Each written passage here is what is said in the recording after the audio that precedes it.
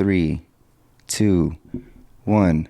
Ladies and gentlemen, welcome to another episode of Small Talk on the Mats. My next guest is actually a longtime family friend of ours. She's been in the hairdressing industry for over 50 years. Immediately after graduating high school, she went to beauty college and graduated to get her cosmetology license the very same year. After working in various salons over the years, she now has a private one-on-one salon. At one point, she was actually serving over 300 clients at once, which is pretty fantastic. That's phenomenal. Ladies and gentlemen, without further ado, I present to you Susan Gonzales. Hi. Hola, Alejandro. Hello. Thank you for inviting me to your podcast. Of course. Thank you for coming. It's an honor to have you here. I've been wanting to get you on for a while. You have an amazing life. I would say that. So my wife's known you longer, obviously, but from the time that I've known you, you've lived an amazing life. So, so I categorize my questions so that I'm not jumping all over the place. So we'll kick off the first question in the topic of your career and your origins. So you've been a hairdresser for over 50 years, as I just mentioned. So when was the moment that you knew that was your calling? Well, I'll start off with high school. I wasn't sure what I wanted to do, but I really wanted to get into fashion design. Okay. And that didn't work out because of my counselor in my senior year. Okay. So he was a great mentor for me, and he had a vision that I'd be a hairdresser. Okay. So he would follow me around.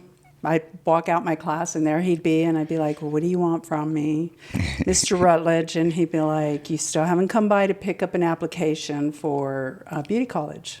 And I said, wrong girl.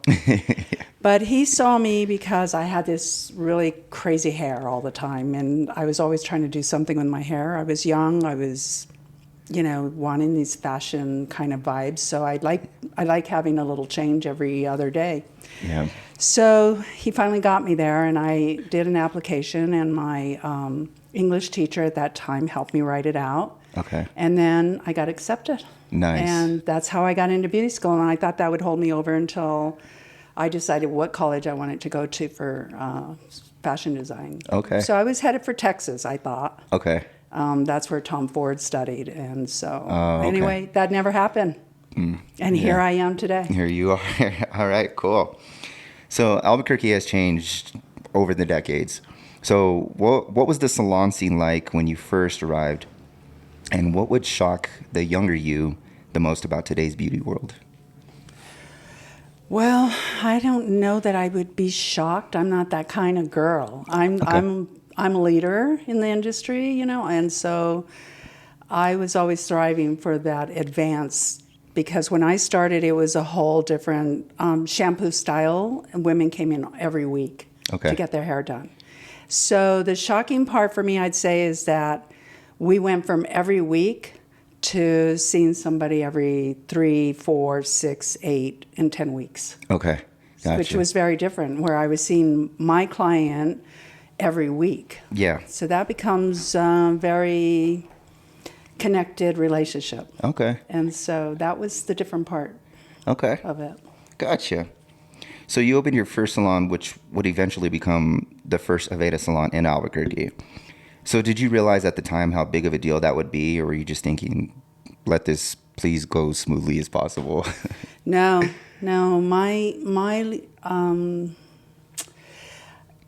I don't know how I describe it, Alejandro, but I was constantly wanting to be a number one in Albuquerque. Okay. And I believed in myself. Mm-hmm. And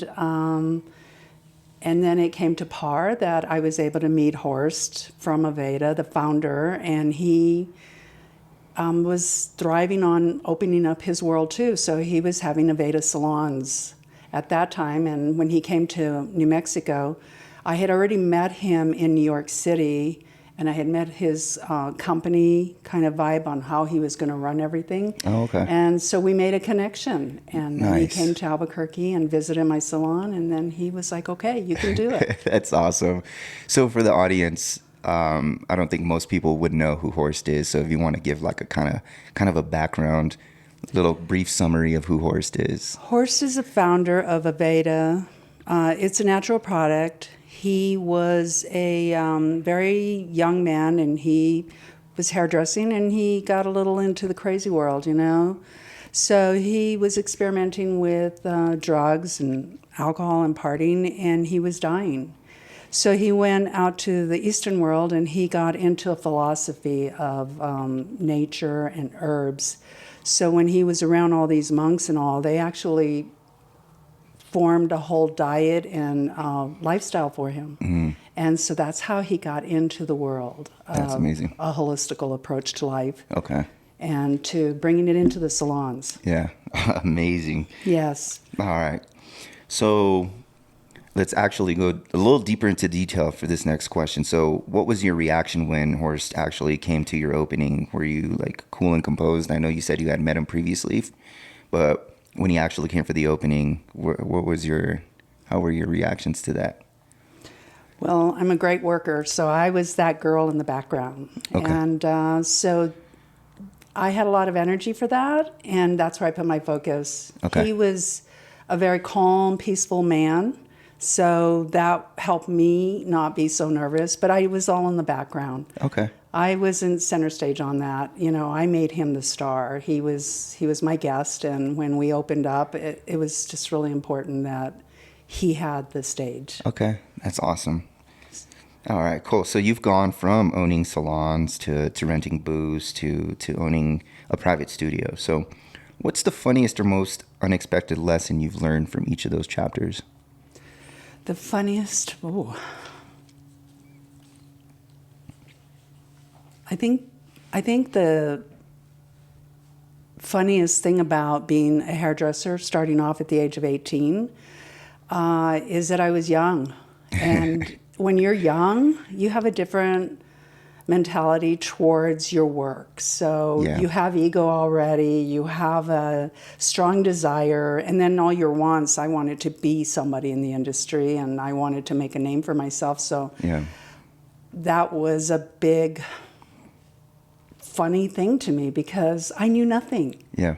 And, you know, I kind of just got there somehow. And when I think back, it makes me laugh how synchronicity in life works out for you. Yeah. But at the time, I was a kid being just as crazy as the next teenager and growing. Okay. So, you know, I think that when you're that young, so many funny things happen to you. You know, you forgot to put the right, and the good, the bad, the ugly solutions to your work. Yeah. And it wasn't funny. It is now, but it wasn't then. Yeah, it's always funny looking back at something now. All right, so we'll jump into the next topic of your craft and expertise. So you said you've managed up to 300 clients at one time, so that's crazy.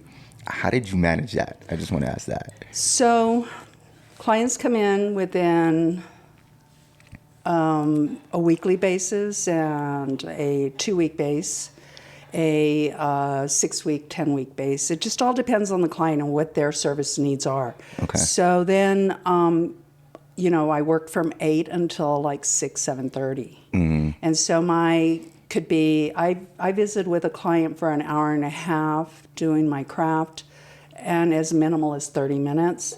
And I also do waxing, so it could be as little as 15 minutes. Okay. So if you can kind of see the process of that, because everybody works differently in the industry. Right. So you can see how many clients you can get done in a day. If it's a haircut day, you're getting, you know, somewhere between 10 and 12 people. Gotcha. Okay. And then if you're doing colors, you're doing somewhere between 4 and 5 and 6 people. Okay.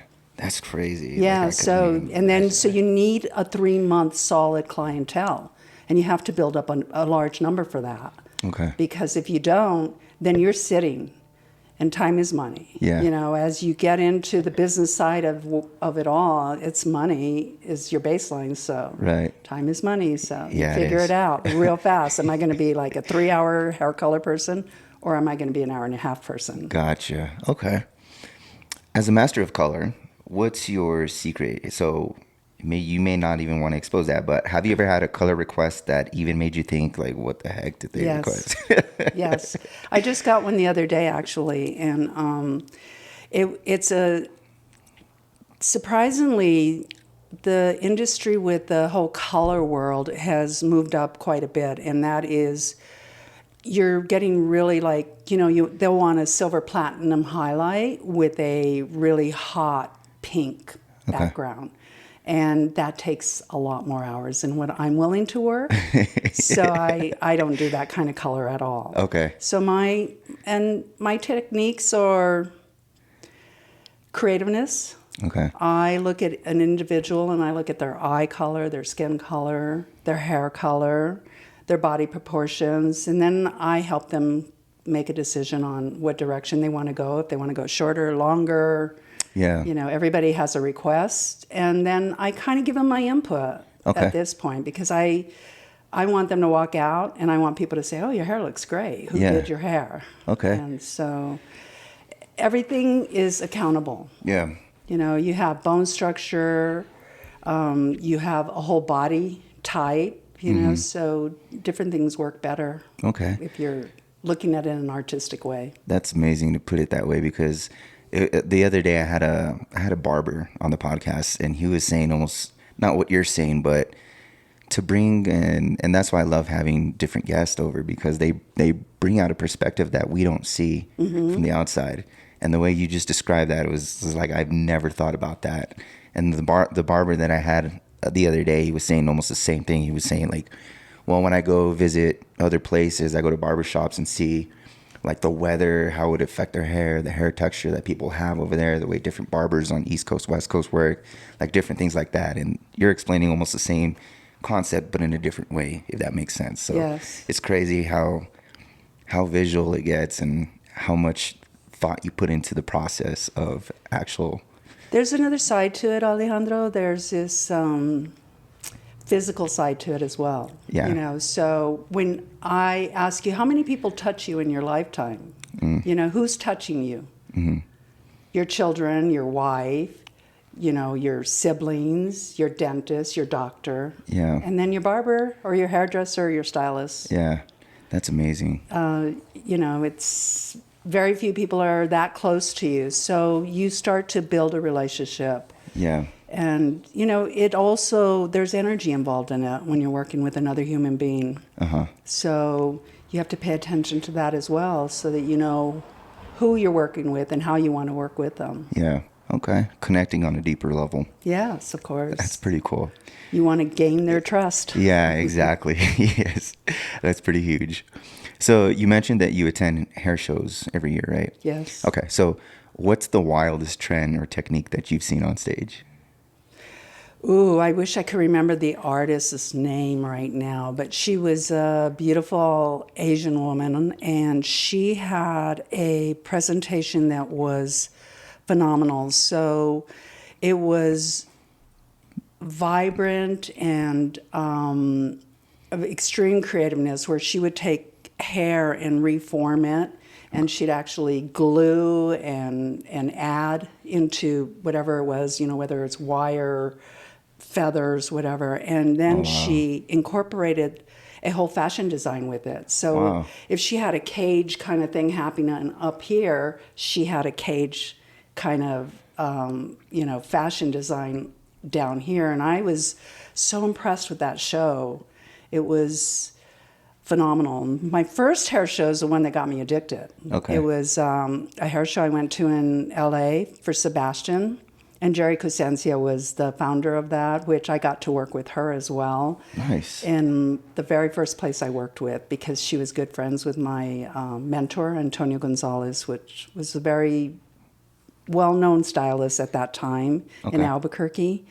And he had a couple of salons. So she had something really exciting. It was a lot of music, a lot of dance, and a lot of color. So, her reds were vibrant, her blondes were fabulous. And it wasn't so much as multicolors like there are today. It was more one color and shine and moving hair and healthy. And so she's the one that, wow, I didn't know you could do all this. Yeah, and I found that really interesting, that I didn't have to just be behind the chair and feel like I was a repetitive all day long. Okay. That's when I said, oh my God, this is truly art. Okay. That's amazing.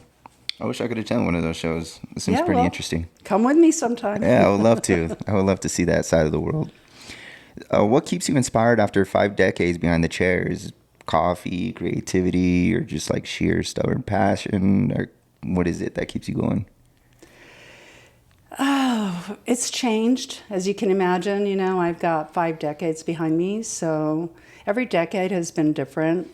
The beginning was to be successful, you know, to drive the car I want to drive, to have a home. Yeah. Those were my incentives then. And then after that, it was like building a really strong clientele. So I wanted to have strong personalities on my chair, you know, professionals. I wanted to learn. So after my first 10 years, the next 40 years, you know, I want to learn. Yeah. And that's what I do. Okay. I learn every day something new from every person that comes in and's a guest in my salon.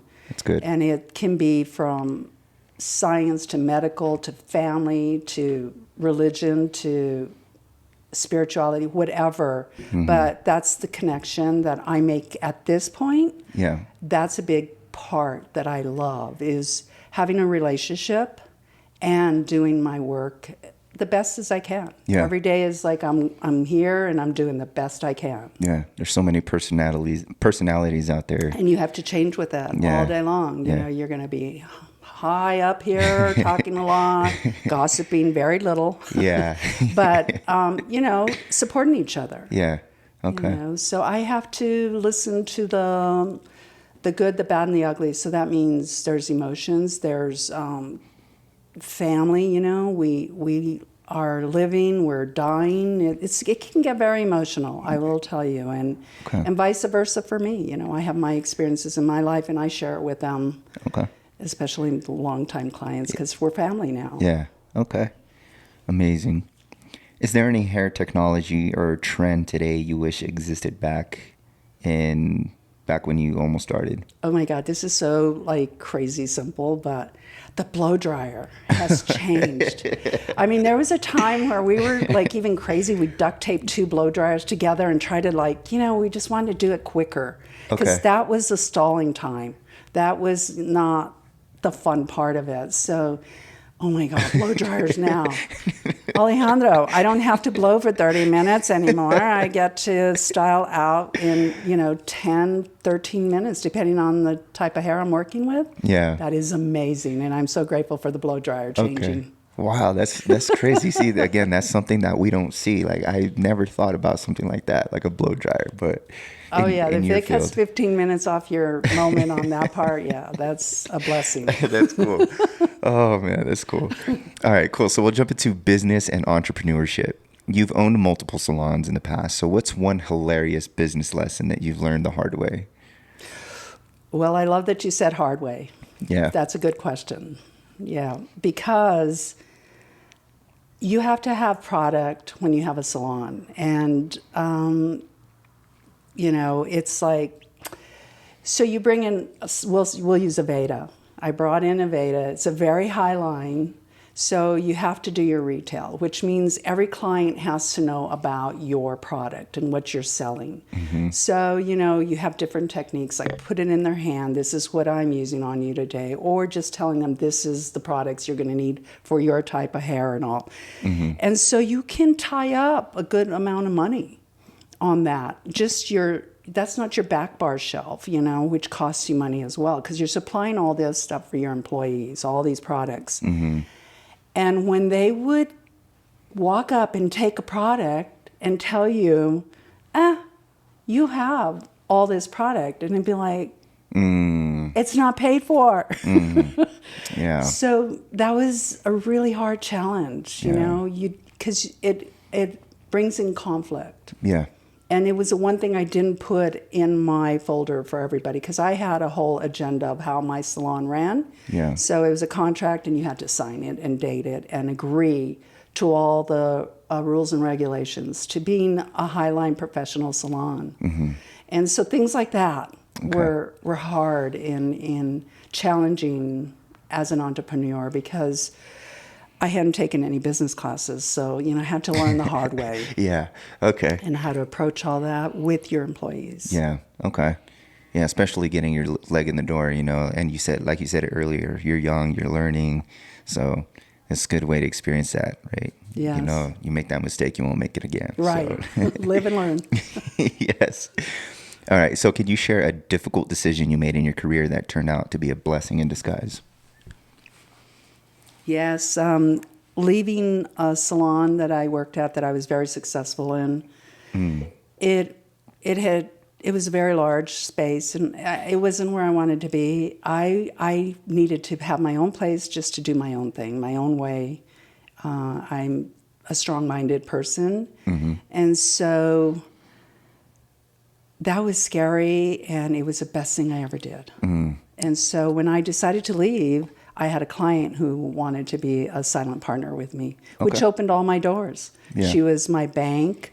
So she had connections to all the necessary things, such as the design work and getting the architect and, working together on picking out a CPA and doing all those things on the right road. So she taught me a lot. That's good. How to open up a business. So when I opened my second salon, I was prepared. Yeah. And I went all in for that. Yeah. And that was very exciting for me because I never thought, oh, wow, I'm going to have all these employees and all, which I was still thriving. Yeah. I was still young. I still had a lot of energy. Yeah. And I wanted it all. Yeah. The risk was worth the reward, huh? Yes. All right. That's good. What's up, everybody?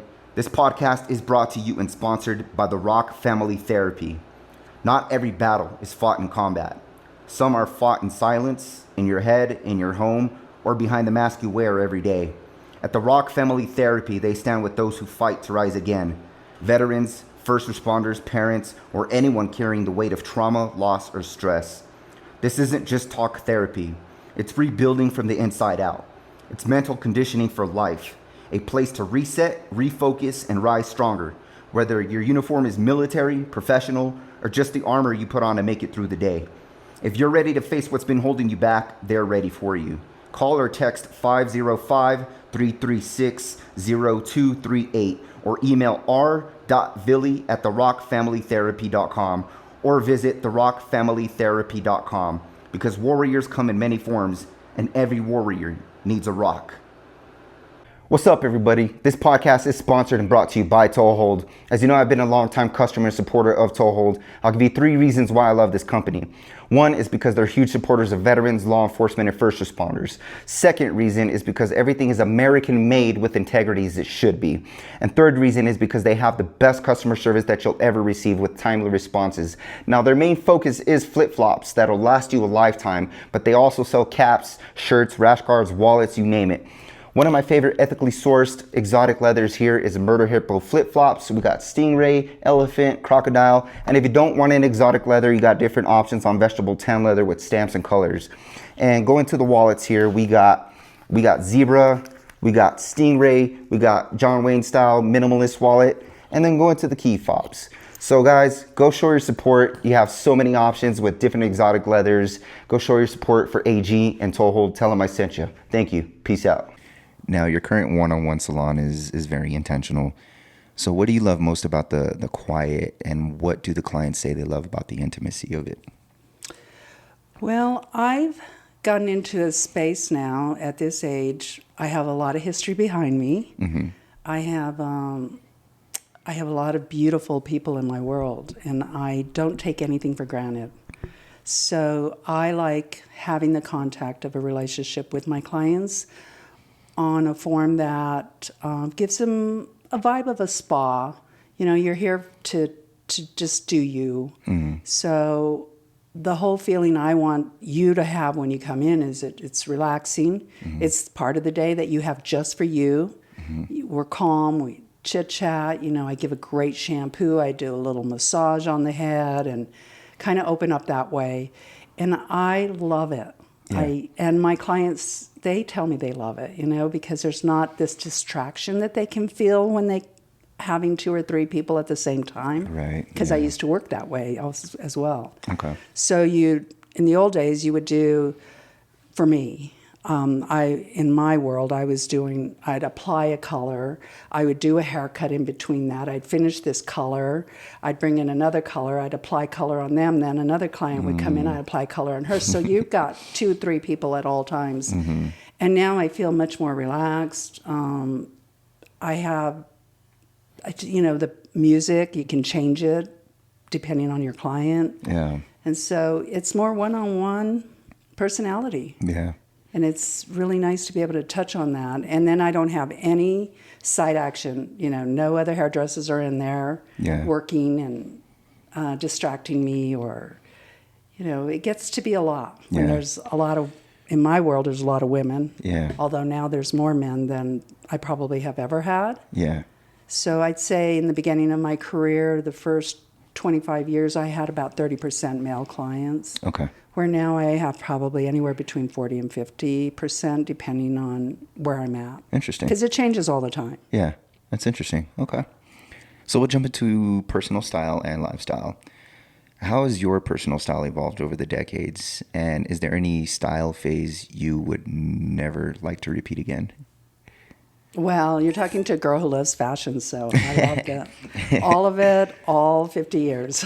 I was extremely vivacious when I was young. Fashion was a big part of my working whole thing. I had to have a look in order to perform. Okay. And it was a very important thing. Now I have a more sophisticated look. I can do a little funky every now and then, but at this age, I find myself being a little bit more realistic about my wardrobe, my fashion, how I want to present myself for work. Mm-hmm. It all plays in. And then I have a whole regimen of, I think the best thing I've done for myself with my work is get into working out. So that's a big thing I added. Yeah. And it has changed everything for me. Oh, for sure. Definitely. My stamina, for one, I don't feel tired at this point in my life and where I'm at. I don't get tired. I don't hurt. So my workouts have been a big thing for me now, is where before it was a lot of fashion. Yeah.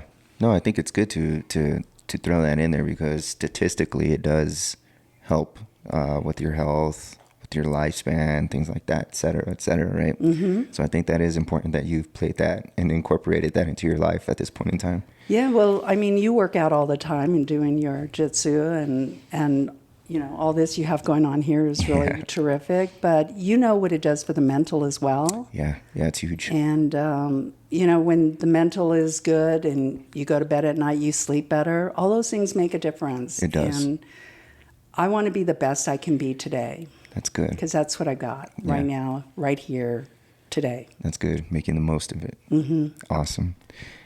All right. So you love painting. If hair color were a canvas, what's the art movement your work would belong to? Would it be modern, abstract, controlled chaos? What would be your... let me think for a second. I think I would find it to be, I like to paint. I like acrylic. Mm-hmm. And I find acrylic very sensual. Mm-hmm. And I find hair very sensual. Okay. So I like that connection. Okay. I like feeling calm, relaxed. I think when you're working on a spiritual kind of way and a sensual way, they come hand in hand. Mm-hmm. I truly believe that. And so, when you're blow drying and you've got that flow, and when you're painting and you've got that, everything is really, with acrylic, it's got so much texture, and hair has so much texture, so that's kind of how I just think it's all very sensual. Yeah, it's got a lot of similarities. Mm-hmm. Okay. Mm-hmm. So yoga, meditation, journaling, have these ever helped you recover from like a wild salon day or like a client hair emergency that you had? Well, none of us are perfect. I'm the first to admit it. So breath work and my yoga are very important for that reason. My workouts with bar, it helps keep my muscles strengthened, and I like having balance. So all these things together keep me balanced. Okay. So I eat better, I sleep better, I care about myself. I don't want to sugar up, and I don't want to do the things that don't make me feel good or that I'm going to have a reaction, because when I drop from sugar, then I'm there with my client. And then I'm not feeling so good. Oh, okay. And speaking of energy, it's connected again. So she can feel the vibration, or he can feel the vibration, just like I can feel their vibration. Okay. So I think it's all very important, and I know you agree with me. Yes, I do. All right. What travel destination has given you the most beauty inspiration, and what destination has given you the best food inspiration? Okay, say that again. Yeah, no worries. So what travel destination has given you the most beauty inspiration, and what destination has given you the best food inspiration? Ooh, okay. I think I can sum that up. Italy for both. Okay. So Italy is so old, so beautiful, in comparison to America. But when I tasted the food, that saying everybody says, I died and went to heaven. Yeah. Is that good? That good. Okay. That good. Their food is so interesting because it's so delicious, and it takes very little ingredients to make really good food. Okay. In the Italian world, so, and it's colorful, their personalities are colorful. They're very, they have a lot of gusto in their being, a lot of passion, which I think I love. And then, yet, I've been to Portugal, and I find the people there, it's so much more, no conflict, no worries, no nothing. They just work and do their stuff. And if you have a confrontation with people in Portugal, the Portuguese are like, yeah, okay, so I'll be back with your water, or I'll be back with your food. And they just walk away from it. And I find that personality is a big influence on me as well. Okay. Interesting. Yeah, different cultures, different lifestyles. It's interesting to see all that. That's why it's important to travel, right? We learn a lot when we travel. Yeah. That's amazing. Also, I think, a lot of times when I'm talking to people, they'll be like, a lot of fear sets in on travel for them. And I wish I could change that on everybody. I wish I could just wave a wand and be like, no fear. We don't want to live, because it takes you and it stunts you. Yeah. When you have that kind of fear, that, because there's a light to the tunnel always. Yeah. Whether it's good, bad, or ugly, there's still the light. That's what's so great about being a human being. For myself, being a creative person, I never let go of that.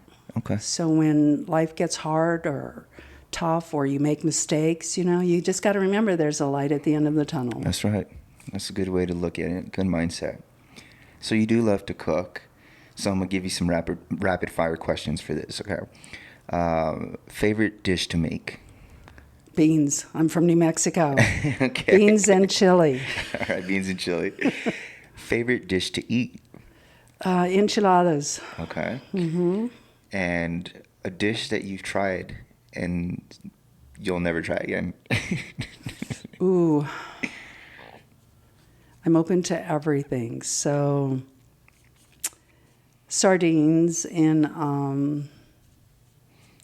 a canned form now, after being in Portugal, those are tough now. Where I used to like them, now there's just like, no, I'd rather have these sardines that I got to experience in Portugal. Okay. So we have been able to find them on occasion, so we like to cook a lot of different fishes. It's, we're in the desert, so that's can be a yin and yang in our world. Yeah. You could love the fish, or you could hate it.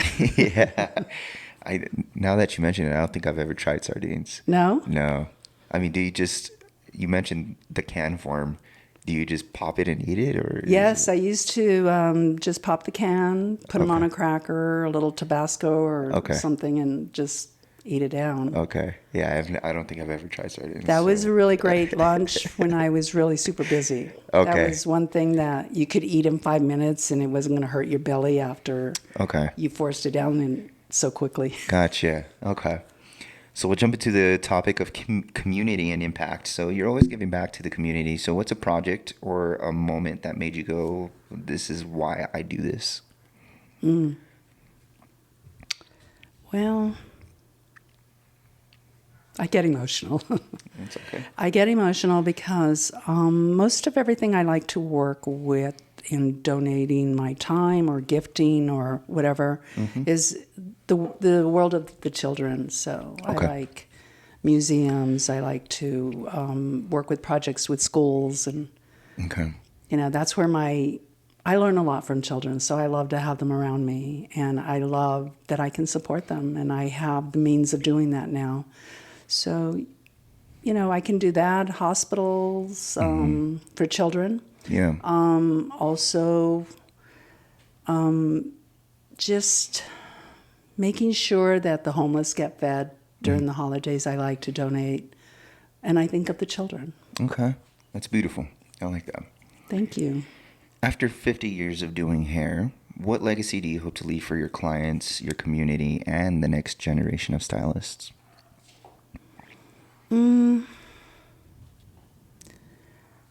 Just that you got up every day and did your best. And I would like to think that my clients and our relationships were a bonding, growing process for each other because it's such a close-knit working kind of situation. So as for other hairdressers, I've mentored a few, and I've been rewarded by them at some point calling me in their career and telling me that they understand all that I was teaching and that they get it. And so that I'm grateful for. And I still have a few friends that are very young in the business, and they like to reach out to me and get some ideas. And so I like to teach. I like promoting the hair shows for them because I don't teach one-on-one anymore, but just camaraderie that way. Yeah. Or going to a show together or something like that for my colleagues. Yeah. I'm sure it's a great feeling, too, to know that you've impacted other people's lives positively, whether just life in general or in the hairdressing industry. So it must feel pretty good. I'm sure It's likewise. So, yes, Yeah. it's a full circle. So, yes, the industry is changing rapidly always, but I will say that I am a generation of hairdressing that was fulfilled in so many different ways that aren't really out there for the new young hairdressers and cosmetologists in the way of whether you're doing skincare or body work or hair. So Okay. I feel like I really got a lot of gifts. In my day, you had to learn how to work on the floor by having a mentor. Okay. That was your success, So my mentor, when Antonio said to me, "You're going to be on the floor for 3 months, and you will be doing a lot of hard work. But I promise you, Susan, if you just learn everything that I'm going to teach you, you will never starve." So I took that seriously. Yeah. That little comment that not everybody says to you every day, Yeah. I was like, wow, I can be so successful, I'll never starve. Yeah. I took that to heart, and Yeah. I'm very grateful. I've never starved. I've accomplished a lot. I've been able to travel, and I've been able to drive the car I want to drive, wear the clothes I want to wear, and have the food on our table, for my husband and I, and have friends come over and enjoy what we have and what we've been able to do. It's not a lot, but it's enough. Yeah, for sure. All right. That's amazing. So the last question is really your final rapid fire questions. So these are just fun questions just to wrap it up here. So coffee or tea? Oh, both. Both? Okay. Depends on the occasion, time of the day kind of thing? I use coffee just because I like it. I don't drink much coffee. Okay. So I have a cup and a half or two in the morning. And tea, I like an afternoon lift. So Okay. I like my green tea in the afternoon. Okay. All right. Blowouts or color? Color. Color. Okay. That was quick. And I think I know this one because you answered it. Acrylics or oils? Acrylics. Okay. Early bird or night owl? Early bird. Early bird. And the last one, the big one. Bangs, yes or no? Well, I'm going to tell you, Alejandro, first of all, I don't like the name Bang for fringe. Okay. And so it's more of a European Okay. kind of vibe to call it fringe, but whatever works Okay. is where I like it to be. Okay. Some like fringe and some don't. Okay. All right. So if you want to elaborate on that real quick, just because I'm curious, I'm sure the audience will be too. You said not bangs but fringe. What's the origin of that? Like, why do people? Because growing up, I always heard bangs. Bangs is an American kind of word, and fringe is a European word. So, being that I've traveled some of the world and I've done a lot of highline education, every time I worked with an artist from Europe and they'd say fringe, I loved it. Okay. Bang. Do you want Gotcha. some bangs today? It's like, I would be like, bangs. Okay. That's the way I felt about it. And I just never liked it, even when I first started. Okay. Awesome. Okay. So that was my final question, Susan. So I'm just going to open it up to you on if we didn't talk about anything that you want to mention on the podcast or anything that we missed or something that you feel is important that you should mention, if you want to go ahead and... Well, I think that we've had this conversation before a long time ago, you and I, but, I kind of contemplate writing a book. So my journaling means a lot to me.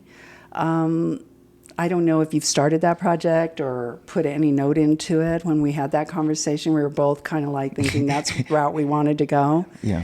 And I think to do something like that, there comes a time in your world. And I think maybe my time's coming. So I would like to maybe put out something about what I learned doing what I did for, half a century of work. More like a biography kind of deal, or more to the career aspect of it? I think the living and learning part of it. Okay. Because it was such a gift. Okay. I like who I've become. Of course. And so my clients help me become who I am, as well as your family and everything else surrounds you. But I spend my hours in the day behind the chair. Yeah. So with people who are constantly asking me to make them beautiful, to make them feel good, or just be creative and do my thing. Yeah. Okay. So I think I'm blessed for that too, because 90% of my clients just sit in my chair and I just ask them, where do you want your length? And they're like, Yeah. I want it here, keep the length, and I move forward. Yeah. I think writing a book would be awesome. Like you said, we did have this conversation before, but you've definitely experienced a lot more than I have. So I'll be the first to say I would buy your book off the bat. So Thank you. I'll ask you to sign my copy too when you do that. And I will buy your book. Thank you. Okay, cool. So now that you've mentioned what you need to mention, is there any businesses or people that you want to shout out to on this podcast? Well, my mentor, who was my biggest gift, is deceased now, so I really want to shout to Antonio. He opened a whole new world to me that I never even knew about. I thought that you were not going to be a whole lot being a hairdresser, and I found out differently. And I think that in that alone, it helps me see everybody else's world, because there's no, in my eyes, I've had people come in and sit in my chair and talk about money, money, money, money, and I never found that to be an exciting conversation, as opposed to the background of how you made that money. So, my clients, they are my biggest gift. Yeah.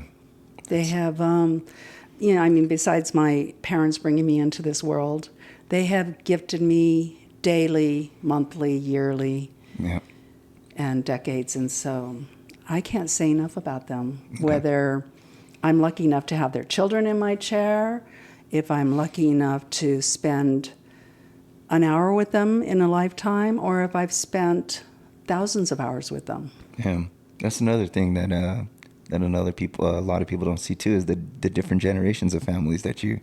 I have constantly had a 3-generation in my chair at some point, always. Yeah. So I do mom, daughter, grandchildren. Yeah. So that's pretty cool. That is pretty cool. Yeah, no, I have my colleagues are like, why do you work with children? I said, I'm working on my next generation. There you go. And they can't get past that. They'll look at me go. and be like, what? That's so cool. That's so cool that you get to experience all that too. All right. So last but not least, if you want to let the audience know where they can follow you on social media. Well, I'm on Facebook, and I'm on Pinterest, and I have Snap. So I'll give you that information. You can just stick it in. Because right now I'm blank. And that's what happens at my age, Alejandro. It's okay. No worries. Yeah, I can always throw it into the description when the video releases. I'd appreciate it. Thank you. For sure. Well, I want to thank you again for joining me on the podcast today. Like I said, as long as I've known you've always been a good friend to us.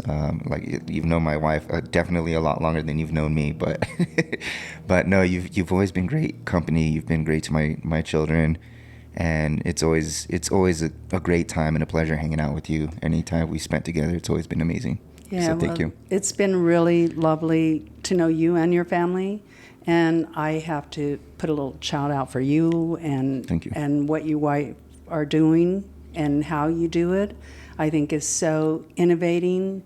And with your children, it serves a purpose. There are no siblings alike, so I think that alone is a big challenge. But I'm very proud of you guys. Oh, thank you. And I love knowing you and your family. It's just been a blessing for me.